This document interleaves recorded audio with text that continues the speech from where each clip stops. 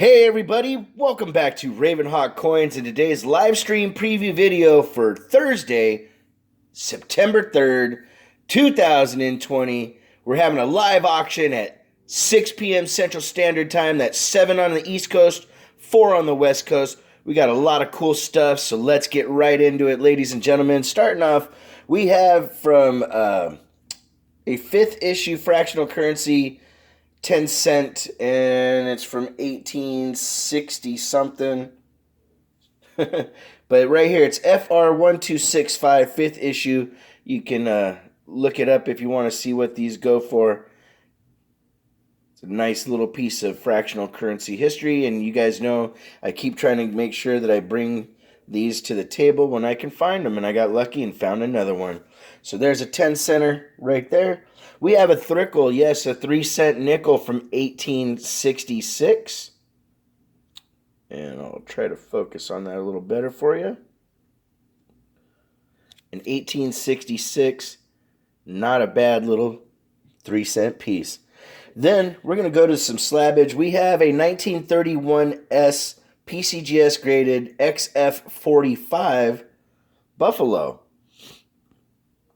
Now, this one is a key date. Only 1.2 million were minted this year. Hence, it's still being worth being slabbed.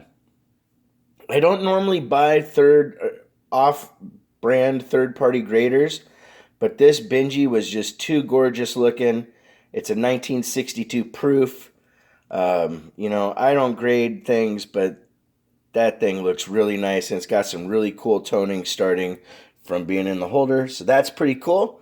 Then we have this little set here. It's kind of an entry-level item for people. People had asked for some things that weren't as expensive, so we got this here. This is a uncirculated Sacagawea dollar and a 2013 Philly NIFC. I believe they say that these were never released, so they're calling this an NIFC. For that one, there's a little certificate of authenticity there that they claim will make your coin collection that much better. All right, then up next we have a 1960 set. This is the small date and large date sets. Pretty cool little item. These suckers are in great condition, and no worries at all. Then we have an 1899 Liberty Head nickel. This one is really cool. The 9 actually seems to be filled in, guys. So that's interesting in itself. Pretty cool. Then we have an 1860 Indian Head cent. And this one is the round bust version. When you look up this year in your book, you will see there's a round bust and a straight one. And this one also has a slightly rotated die. Look at that. So that's pretty cool. Didn't even notice that before. Up next after that, you know what? I want to make sure I don't go completely out of order here. So let me go back up here. We have an 1885 seated Liberty Dime. Then we have a really nice 1858 small letters Flying Eagle. I love the Flying Eagles. That thing is really nice. All right. Then we have a 1928S, and it's a micro S, Mercury Dime, which is actually a variety. And you can tell it's a micro S by the way that the S is shaped and designed. And I will highlight that more in the stream just for purposes of time here. So we have a 1905 Orleans minted Barber Dime. This one's a really nice example of a good-looking Barber Dime. And right there, the little O mint mark for New Orleans.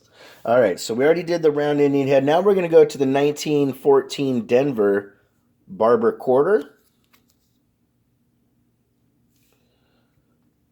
Then we have a 1930 SLQ. Yes, Standing Liberty Quarter. These are in really nice condition. There's actually Liberty in the shield.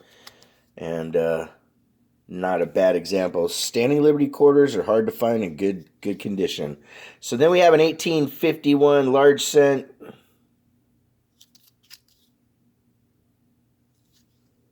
An 1864 I guess we got two 1864s, huh?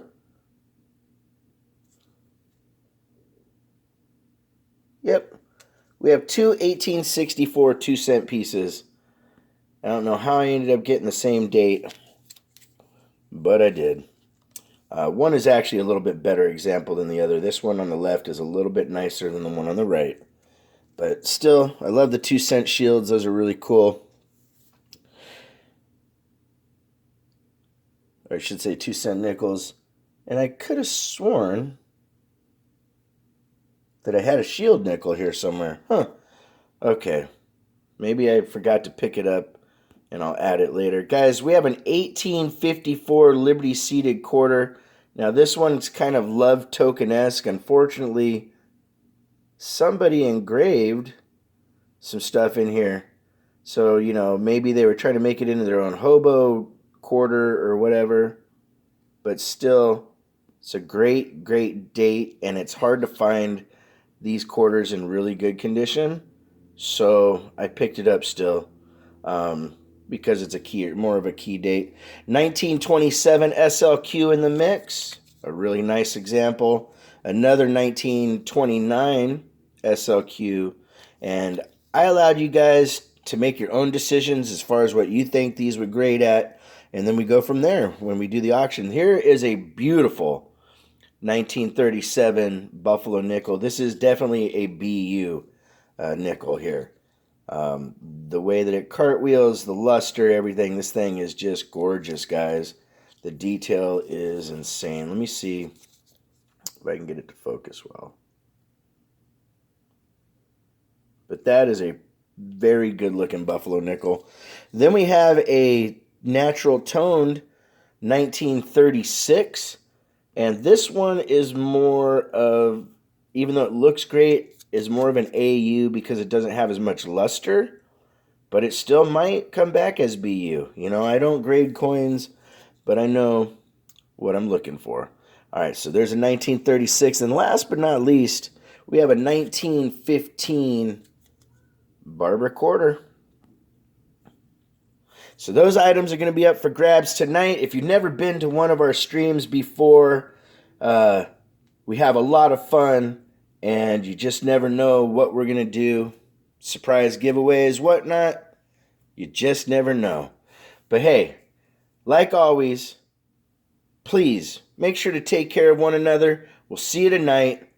Again, that is 6 p.m. Central Standard, 7 on the West Coast, or 7 on the East Coast, 4 p.m. on the West Coast. Take care of one another, and we'll see you soon. Have a great day.